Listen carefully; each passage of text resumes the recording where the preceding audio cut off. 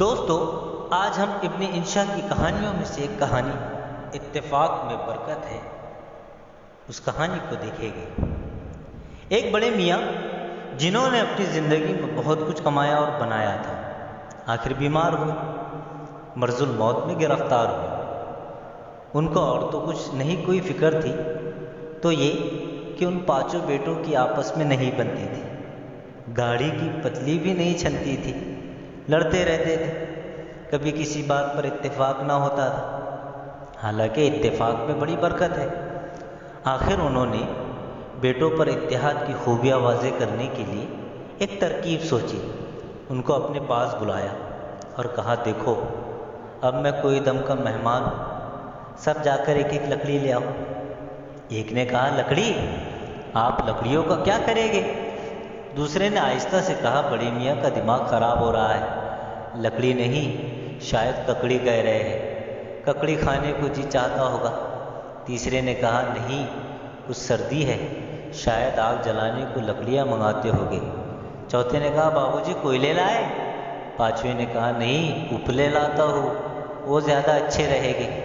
باپ نے کراتے ہوئے کہا، ارے نالائکو، میں جو کہتا ہوں وہ کرو، کہیں سے لکڑیاں لاؤ۔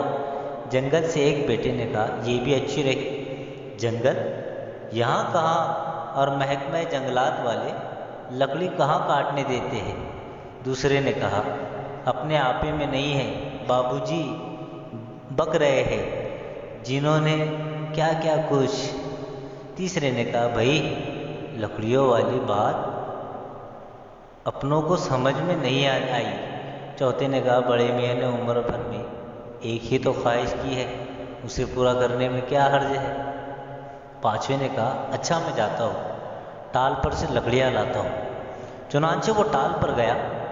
ٹال والے نے سے کہا، خان صاحب ذرا 5 لکڑیاں تو دینا، اچھی مضبوط ہو۔ ٹال والے نے لکڑیاں دی، ہر ایک خاصی موٹی اور مضبوط۔ باپ نے دیکھا تو اس کا دل بیٹھ گیا۔ یہ بتانا بھی خلاف مصلحت تھا کہ لکڑیاں کیوں منگائی ہے اور اس سے کیا اخلاقی نتیجہ مقصود ہے۔ آخر بیٹوں سے کہا، اب ان لکڑیوں کا گٹھا باندھ دو۔ اب بیٹوں میں پھر چہم گوئیاں ہوئی، گٹھا؟ وہ کیوں؟ اب رسی کہاں سے لائے؟ بہت تنگ کیا اس بڈھے نے۔ آخر ایک نے اپنے پاجامے میں سے ازار بند نکالا اور گٹھا باندھا۔ بڑے میاں نے کہا، اب اس گٹھے کو توڑو۔ بیٹوں نے کہا، کیسے توڑے؟ کلاڑا کہاں سے لائے؟ باپ نے کہا، کلاڑے سے نہیں، ہاتھوں سے توڑو، گھٹنے سے توڑو، حکم والد مرغ مفاجات۔ پہلے ایک نے کوشش کی، پھر دوسرے نے، پھر تیسرے نے، پھر چوتھے نے، پھر پانچویں نے، لکڑیوں کا بال بیکا نہ ہوا۔ سب نے کہا، بابو جی ہم سے نہیں ٹوٹتا یہ لکڑیوں کا گٹھا۔ باپ نے کہا، اب ان لکڑیوں کو الگ الگ کر دو، ان کی رسی کھول دو۔ ایک نے جل کر کہا، رسی کہاں ہے؟ میرا ازار بند ہے، اگر آپ کو کھلوانا تھا تو گٹھا بندوایا ہی کیوں تھا؟ لاؤ بھائی کوئی پنسل دینا، میں ازار بند ڈال لوں پاجامے میں۔ باپ نے کہا، بزرگانہ شفقت سے اس کی بات کو نظر انداز کرتے ہوئے کہا، اچھا اب ان لکڑیوں کو توڑو، ایک ایک کر کے توڑو۔ لکڑیاں چونکہ موٹی موٹی اور مضبوط تھی، بہت کوشش کی، کسی نے نہ ٹوٹی۔ آخر میں بڑے بھائی کی باری تھی، اس نے ایک لکڑی پر گھٹنے کا پورا زور ڈالا اور تڑاک کی آواز آئی۔ باپ نے نصیحت کرنے کے لیے آنکھیں یکدم کھول دی۔